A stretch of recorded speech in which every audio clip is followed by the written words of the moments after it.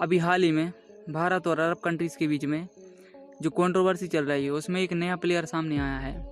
जानेंगे उस प्लेयर के बारे में कि वह क्या कर सकता है और भारत को कितना सीरियसली लेना चाहिए। तो चलिए शुरू करते हैं।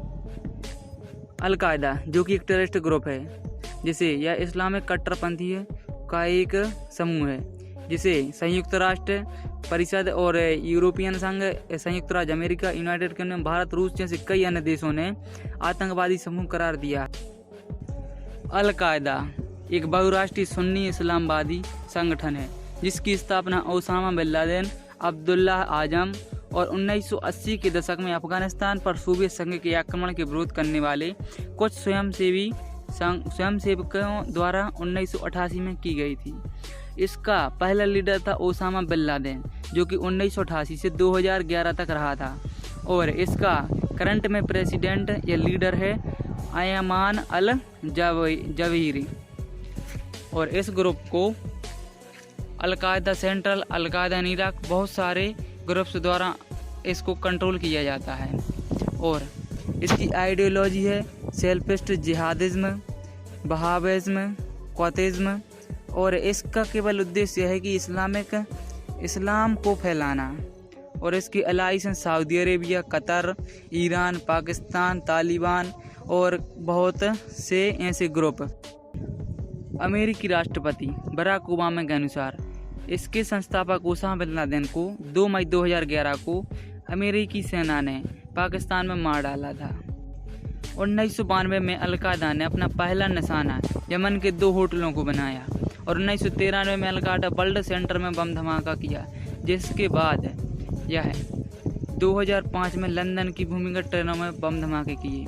और ऐसे ही कई आतंकवादी गतिविधियों को इन्होंने अंजाम दिया।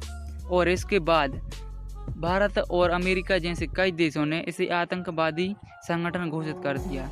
और भारत और इस्लामिक कंट्रीज में चल रही जो कंट्रोवर्सी, उसमें अल-कायदा भी कहाँ पीछे रहने वाला था। तो अल-कायदा के समूह ने भारत को सुसाइड बॉम्ब अटैक्स की धमकी दी है और कहा है कि दिल्ली, मुंबई जैसे बड़े बड़े शहरों में ये सुसाइड बॉम्ब अटैक्स करवा सकता है। और बीजेपी लीडर्स के प्रॉफेट मोहम्मद के बयान को लेकर इसने यह स्टेटमेंट जारी किया है और इसके साथ इसने एक वीडियो भी जारी किया है। तो जानेंगे कि क्या भारत को डरना चाहिए कि नहीं। तो जैसा कि मैंने पहले बताया कि अल-कायदा एक बहुत ही खतरनाक टेररिस्ट ग्रुप है और यह भारत में भी हमले कर चुका है। और यह ताज होटल वाले बम ब्लास्ट और कई आतंकवादी गतिविधियों में भारत में जो होती रहती हैं उसमें अल-कायदा का हाथ रहता है। तो भारत इसको हल्के में नहीं ले सकता। लेकिन जिस प्रकार अमेरिकी सेना ने 2011 में ओसामा बिन लादेन को पाकिस्तान में घुसकर मारा था, तो वैसे ही भारत को भी ऐसा कर देना चाहिए। और हम किसी के डरेंगे नहीं।